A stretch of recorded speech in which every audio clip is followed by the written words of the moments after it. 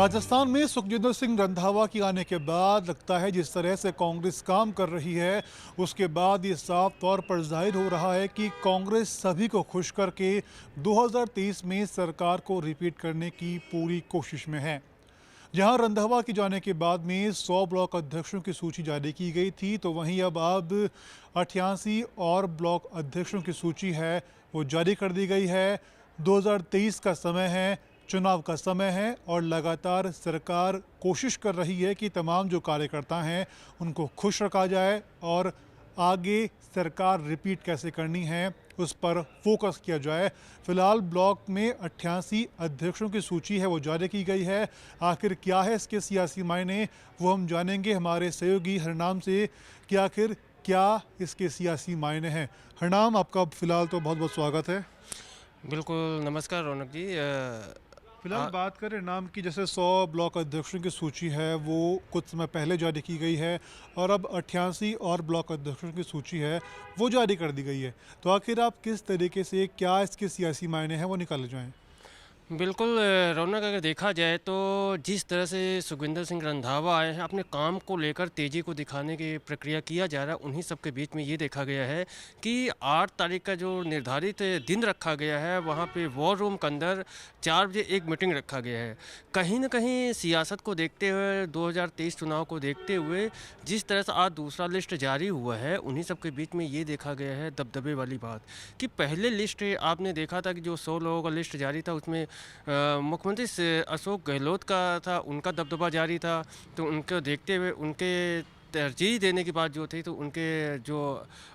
करीबी है उनको तरजीह दिया गया है। वहीं अगर दूसरी लिस्ट आज जारी हुआ, उसको देखते हुए कांग्रेस के जो पदाधिकारी है, कांग्रेस के जो नेता है, उनमें भी खुशी की एक लहर है। उन खुशी की लहर को देखते हुए जिस तरह से 88 लोगों का लिस्ट जारी है, उनमें सबसे अहम जो देखा जा रहा है, जो लिस्ट में देखा जा रहा है कि जयपुर के अंदर, तो जयपुर में करीब 22 से 23 लोगों को मौका दिया गया है। जो अगर कहा जाता है कि बनी पार्क, राजा पार्क, विराटनगर, इन सब को देखते हुए जैसे गंगा देवी है विधायक, उनके ब्लॉक अध्यक्ष, उनके में भी अध्यक्ष बनाया गया है। उन्हीं सब के बीच जो 88 में सबसे अहम अगर बात की जाए तो जयपुर को तरजीह पहले दिया गया है। उन्हीं सब के उसके बाद देखा गया है अजमेर की बात किया जाए, अजमेर में कहा जा सकता है जिस तरह से रघु शर्मा हैं, उनके ब्लॉक अध्यक्ष को उनको भी तरजीह दी गई है। अब वही अगर देखा जाए गुटबाजी की बात देखी जा रही है, जो गुटबाजी में अगर देखा जाए, जो सचिन पायलट की बात की जा रही, तो सचिन पायलट का अगर टोंक जिले की बात की जाए, टोंक जिले में उनके देवली को देखा जाए या बाकी और जो ब्लॉक अध्यक्ष में करीब 3 से 4 लोगों को उनको भी तरजीह कहीं न कहीं दिया जाना की प्रक्रिया है। लेकिन तरजीह की बात करें तो पहली जो लिस्ट जारी हुई थी उसमें गहलोत और पायलट दोनों को तवज्जो दी गई थी, लेकिन जो गहलोत के कट्टर समर्थक हैं, महेश जोशी की बात करें, चंद धारीवाल की बात करें, उनके ब्लॉकों को छोड़ दिया गया था। बिल्कुल, अगर देखा गया है जिस तरह से जो कहा जाए सो जो अंदरूनी पटल की लड़ाइयाँ चल रही हैं, उनको जो अनुशासनहीनता की बात जो सामने आई थी, उन्हीं सबको बीच में कहीं न कहीं जो रंधावा है वो कांग्रेस के जो पदाधिकारी उनके बीच में दिखाना चाहते हैं कि जो अनुशासनहीनता है, अनुशासनहीनता को बर्दाश्त नहीं किया जाएगा। जिस तरह से पलटवार हो रहा था, चाहे गुटबाजी की बात करें, चाहे पायलट गुट की बात करें, चाहे गहलोत गुट की बात करें, कहीं न कहीं 2023 चुनाव को देखते हुए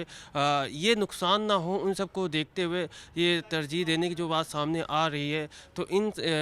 तीनों जो नेता हैं, अगर शांति धारीवाल की बात करें, चाहे धर्मेंद्र राठौड़ की बात करें या महेश जोशी की बात करें, इनमें भी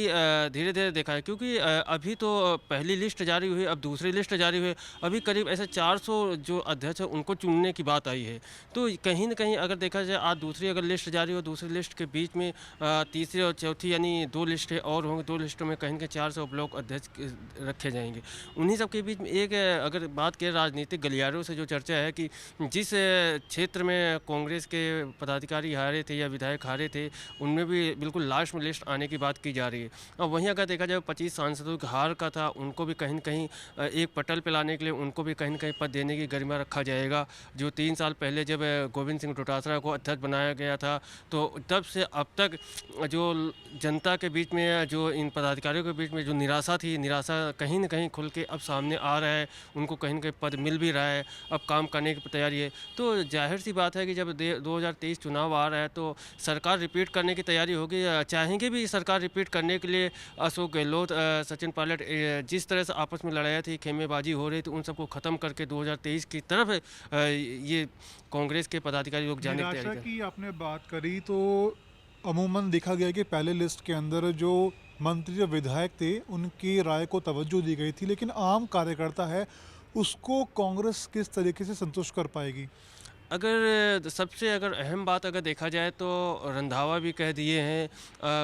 चाहे डोटासरा की बात की है, सबसे पहले तरजीह देने की बात आ रही, चाहे मंत्रियों की बात हो या जीते हुए विधायकों हो, सबसे पहले जो जीते हुए सीट की बात है वहाँ पे सबसे पहले ब्लॉक अध्यक्ष है, इनको बनाने की प्रक्रिया करने की बात की जा रही है। उन्हीं के बाद अगर देखा जाए जो हारी हुई सीट है उसको बाद में देखने की प्रक्रिया है। अब फिलहाल ये भी देखने को है, देखा जा रहा है, चाहे दिब्रा मदेरणा की बात किया जाए, राजेंद्र गुड़ा की बात करें, जो अशोक गहलोत को लेके हमलावर हो रहे थे, उनमें भी कहीं न कहीं एक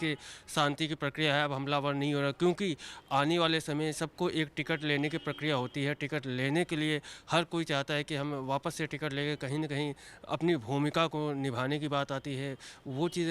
रौनक देखने को मिल रहा है। कहीं न कहीं आने वाला ये समय बताएगा कि अब कितने विधायकों के या कितने नेताओं के, कितने मंत्रियों के टिकट कटेंगे या कितने को मिलेगा, मगर ये आने वाला समय बताएगा। फिलहाल सबसे बड़ी बात अगर देखा जाए, रंधावा के सामने सबसे बड़ी चुनौती अगर ये है सामने, आपने देखा वॉर रूम में कुछ दिन पहले रंधावा ने जब मीटिंग लिया था, हारे हुए सांसदों की बात की थी, कुछ महिलाओं से बात की, तो उनके गुस्सा फूट के उनके सामने भी आया था कि जो जीते हुए विधायक है उनको तरजीह नहीं दिया जाता है, उनको स्टेज पे मौका नहीं मिलता है। वो भी एक अहम सुलझाने की बात है। अब ये देखने को मिलेगा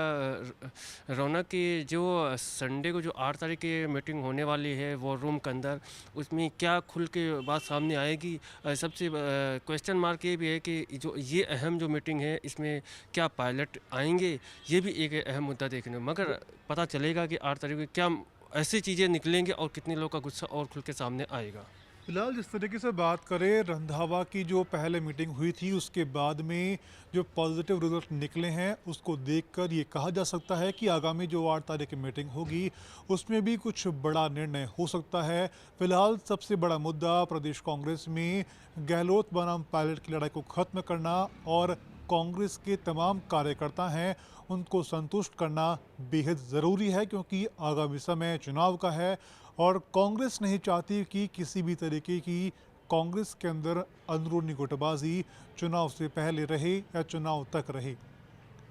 अब आने वाला समय बताएगा कि आखिर कांग्रेस की ये जो रणनीति है नए प्रभारी की वो कब तक टिक पाती है या फिर पूरा चुनावी साल निकलने के बाद सरकार रिपीट करवा पाती है। वीडियो जर्नलिस्ट वीनू सोलंकी के साथ रौनक पारेख, पंजाब केसरी टीवी।